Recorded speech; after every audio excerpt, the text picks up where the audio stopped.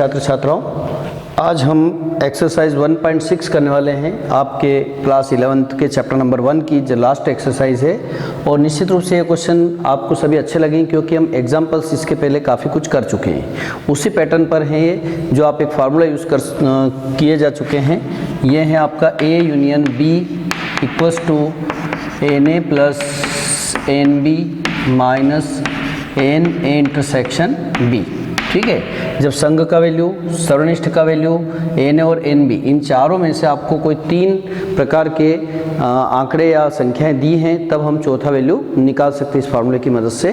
तो उसी पर बेस्ड आज के क्वेश्चन से, और क्वेश्चन बिल्कुल एकदम ईजी है। देखिए आप, इसमें लिखा है, जैसे पहला क्वेश्चन पढ़ता हूँ मैं। यदि x और y दो समुच्चय हैं, ठीक है, xy AB की जगह xy दे दिया, n of x equals to 17। ये क्वेश्चन तो और इसलिए सरल है कि आपको डायरेक्ट वैल्यू मिल रही है। इसके बाद में n ऑफ y भी दे रखा है। n ऑफ y का value number of elements in y। उसके बाद में इनका संघ x यूनियन y का वैल्यू भी आपको 38 दे रखा है। तो पूछा गया है कि इनका इंटरसेक्शन कितना होगा। ठीक है, ये देखिए, सीधे सीधे केवल वैल्यू पुट करना आपको, सभी x ला करके। तो आपके 5 क्वेश्चंस में ऐसा ही कुछ वैल्यू पुट करना है। तो आप फार्मूला बनाते हैं तो यूनियन हो जाएगा, यहाँ x और y पुट करते जाएंगे। तो देखिए आप n x union y equals to n of x plus n of y minus n of x intersection y। Value put कर दीजिए। x यूनियन y का वैल्यू हमारे पास है 38 equals to n of x का वैल्यू 17, n ऑफ y का है 23, और उसमें से कॉमन आपको बताना है x इंटरसेक्शन y का वैल्यू आपको फाइंड करना है। इस प्रकार से 23 और 17 ये मिलकर के आपका 40 बन रहा है, माइनस इंटरसेक्शन का वैल्यू हमें प्राप्त करना है, जबकि इधर 38 है। जब आप इंटरसेक्शन को इधर लाएंगे तो ये नेगेटिव से पॉजिटिव बन जाएगा। तो इंटरसेक्शन का वैल्यू हो जाएगा 40 माइनस 38। इस प्रकार से आंसर हो जाएगा 2।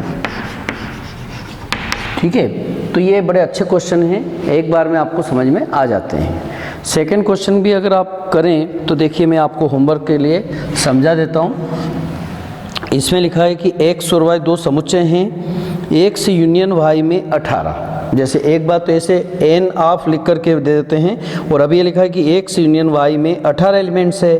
तो संख्या जब भी रहती है तो number of elements in x union y, तो n का मतलब ये होता है number of elements in x union y। तो आपको दे रखा है कि x यूनियन y में जो एलिमेंट्स हैं, सदस्य हैं, संख्या है, वो दे रखी है आपको 18। इसी प्रकार से x में 8, यानी कि x में 8। इसी प्रकार से y में 15। तो बताना है आपको x इंटरसेक्शन y में कितने अवयव होंगे। यानी सेम क्वेश्चन हुआ। ये देखिए आप, यूनियन भी था, इसमें nx था, ny था, और इंटरसेक्शन आपसे पूछा गया था। ठीक है, सेम इसी पैटर्न से आप निश्चित रूप से इसको होमवर्क के लिए देता हूँ मैं आपको। थर्ड क्वेश्चन हम देखते हैं। इसमें लिखा है कि 400 व्यक्तियों के एक समूह में, देखिए पिछली बार जो हमने क्वेश्चंस किए थे, जो इबारती सवाल थे, है ना, तो यहाँ पर आपको वर्ड प्रॉब्लम वाले क्वेश्चन में यही समझना पड़ता है कि हमें क्या दे रखा है। तो 400 व्यक्तियों के एक समूह में 250 हिंदी बोलते हैं, 200 अंग्रेजी बोल सकते हैं। कितने व्यक्ति हिंदी अथवा अंग्रेजी दोनों बोल सकते हैं। ठीक है, तो निश्चित रूप से यहाँ पर भी आपको 400 व्यक्तियों का समूह है, यानी आप बोल सकते हैं कि ये हिंदी और अंग्रेजी का यूनियन हो गया। ये है 400। फिर यहाँ पर हिंदी बोलने वालों की बात हो रही है, तो स्टार्टिंग में लिखा है कि 250 व्यक्ति हिंदी बोल सकते हैं और 200 अंग्रेजी बोल सकते हैं। तो 250 व्यक्ति हिंदी के लिए ये 250, अंग्रेजी के लिए हम ई यूज़ कर लेते हैं, ये 200 व्यक्ति हैं। तो निश्चित रूप से आप देख रहे हैं कि 250 व्यक्ति हिंदी बोल रहे हैं और 200 व्यक्ति अंग्रेजी बोल रहे हैं। तो ये मिलाकर के ही 450 व्यक्ति हो रहे हैं। इसका मतलब जो टोटल व्यक्ति थे वो 400 थे, यानी ज़रूर कुछ न कुछ ऐसा है कि कुछ व्यक्ति ऐसे हैं जो दोनों प्रकार की लैंग्वेज बोल सकते हैं। यानी आपको उसने पूछा है तो बताइए कि हिंदी और अंग्रेजी दोनों लैंग्वेज बोलने वालों की संख्या कितनी। देखिए फिर से क्वेश्चन वही बन गया आपका, यूनियन दे रखा है, अलग अलग दे रखा है और आपको इंटरसेक्शन बताना है। ठीक है, ये भी आप जरूर कर सकते हैं। वैसे तो सामने पता चल रहा है ये प्लस ये माइनस ये कर देंगे, 400 माइनस हो जाएगा 450 माइनस 400, यानी कि 50 व्यक्ति ऐसे जो कॉमन निकल आएंगे। ठीक है, इसी प्रकार से यहाँ पर हम अगला क्वेश्चन 4 देख रहे हैं। क्वेश्चन नंबर 4 में लिखा है एस और टी, एक्स और वाई, ए और बी की बजाय एस और टी दे दिया। तो एस में 21 दे रखे हैं, एस में 21। इसी प्रकार से लिखा है कि टी में 32, एन ऑफ टी ये है 32। इसी प्रकार से एस और टी के इंटरसेक्शन में, एस और टी के इंटरसेक्शन की वैल्यू इस बार आपको दे रखी है 11। तो यूनियन का वैल्यू आपको बताना है, ये यूनियन का वैल्यू हमें प्राप्त करना है। तो निश्चित रूप से इस बार वही मैंने बताया ना कि कुल मिलाकर के इस फार्मूले में 4 वैल्यू होती है।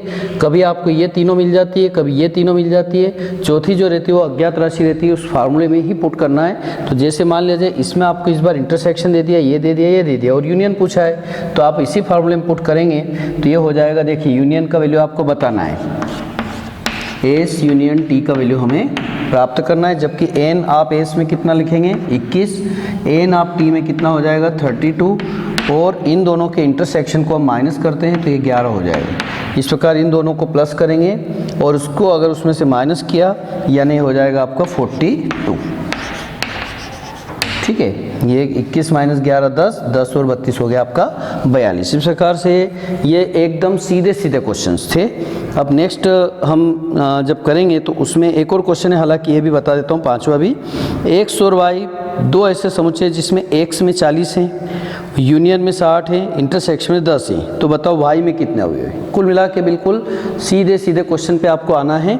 तो ये भी आप 5वां क्वेश्चन भी होमवर्क में ले लें। इसके बाद नेक्स्ट वीडियो लास्ट है इस चैप्टर का, 6ठा 7 और 8वां क्वेश्चन करेंगे। इसके बाद ये चैप्टर आपका समाप्त हो जाएगा। ठीक है, थैंक यू।